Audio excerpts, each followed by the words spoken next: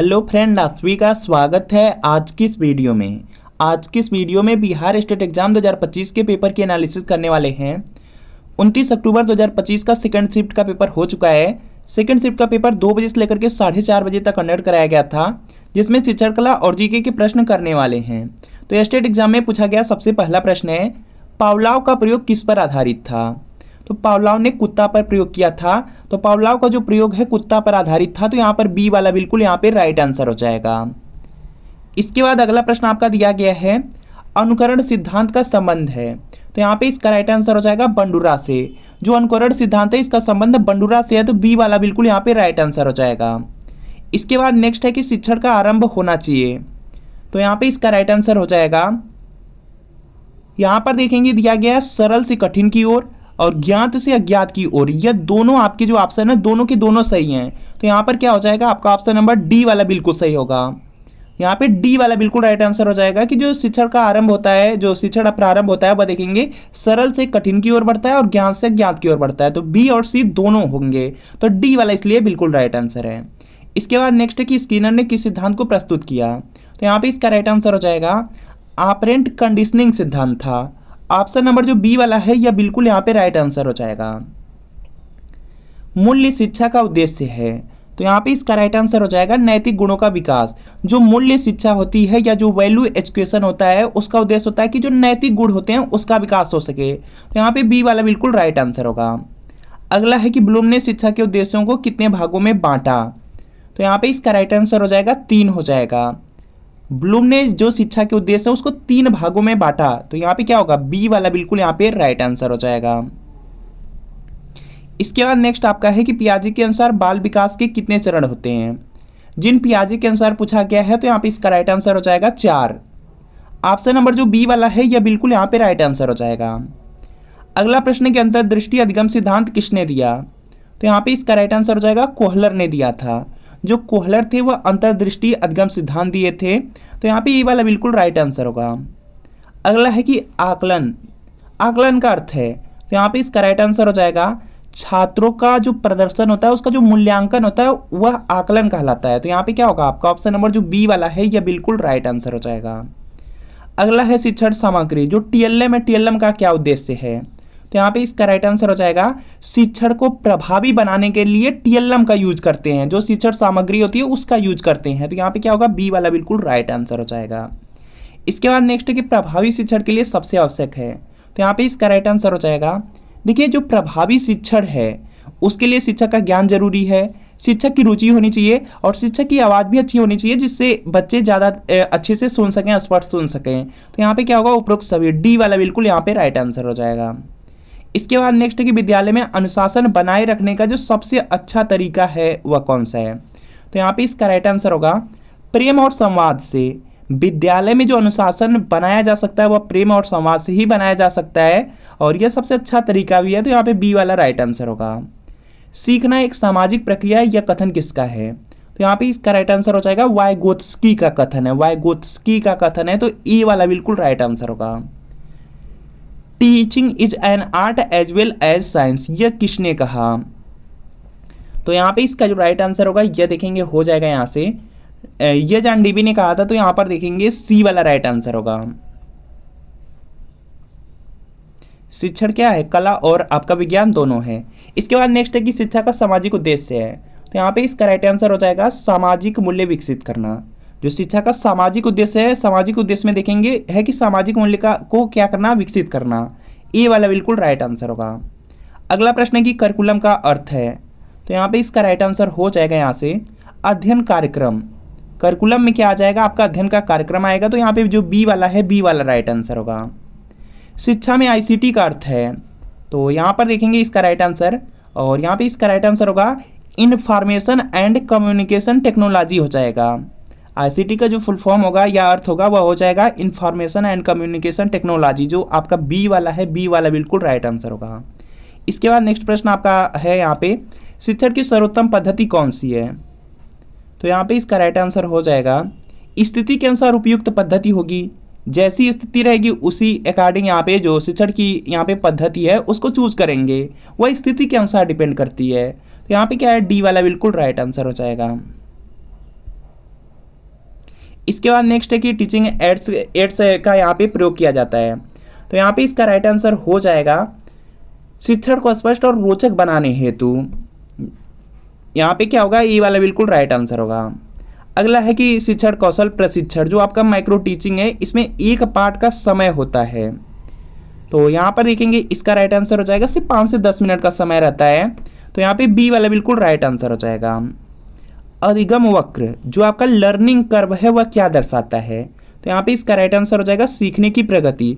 जो आपका अधिगम का वक्र होता है वह सीखने की प्रगति को डिनोट करता है, दिखाता है। तो यहाँ पे क्या है, ए वाला बिल्कुल राइट आंसर होगा। शिक्षक को विद्यार्थियों में सबसे पहले क्या समझना चाहिए? तो यहाँ पे इसका राइट आंसर हो जाएगा उनकी रुचि और क्षमता को सबसे पहले समझना चाहिए, उसके बाद यहाँ पे उनको शिक्षा देनी चाहिए। तो यहाँ पे क्या है, ए वाला बिल्कुल राइट आंसर हो जाएगा। इसके बाद नेक्स्ट आपका है कि शिक्षण प्रक्रिया के मुख्य घटक कितने हैं? शिक्षण प्रक्रिया का आपसे मुख्य घटक पूछा गया है। तो यहाँ पे इसका राइट आंसर हो जाएगा 3 हो जाएंगे। ऑप्शन नंबर जो बी वाला है, बी वाला राइट आंसर होगा।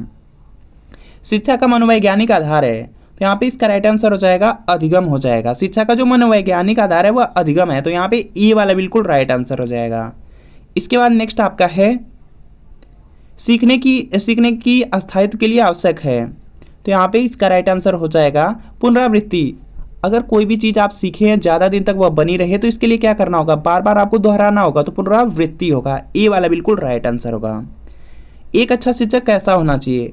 तो यहाँ पे इसका राइट आंसर हो जाएगा अच्छा शिक्षक का यही गुण है कि वह संवेदनशील और सहनशील होंगे। तो यहाँ पे बी वाला बिल्कुल राइट आंसर होगा। शिक्षक और विद्यार्थी के बीच संबंध होना चाहिए। तो यहाँ पे इसका राइट आंसर हो जाएगा प्रेम एवं सहयोग आधारित रहना चाहिए। तो यहाँ पे क्या होगा, बी वाला बिल्कुल यहाँ पे राइट आंसर हो जाएगा। शिक्षा का सर्वाधिक प्रभाव किस माध्यम से पड़ता है? तो यहाँ पे इसका राइट आंसर हो जाएगा दृष्टि हो जाएगा। देखने से शिक्षा का सर्वाधिक प्रभाव पड़ता है। तो यहाँ पे ये वाला बिल्कुल राइट आंसर है। अगला प्रश्न है कि जीन पियाजे ने बुद्धि का विकास किस पर आधारित बताया? तो यहाँ पर जो जीन पियाजे थे बुद्धि के विकास को जैविक परिपक्वता पर आधारित बताए थे। तो यहाँ पे बी वाला बिल्कुल राइट आंसर होगा। अगला प्रश्न है कि अशोक द्वारा शिलालेखों में प्रयुक्त भाषा मुख्यतः कौन सी थी? तो जो अशोक द्वारा शिलालेख थे उसमें जो प्रयुक्त भाषा है वह प्राकृत थी। ऑप्शन नंबर जो बी में दिया गया है यह बिल्कुल यहाँ पे राइट आंसर हो जाएगा।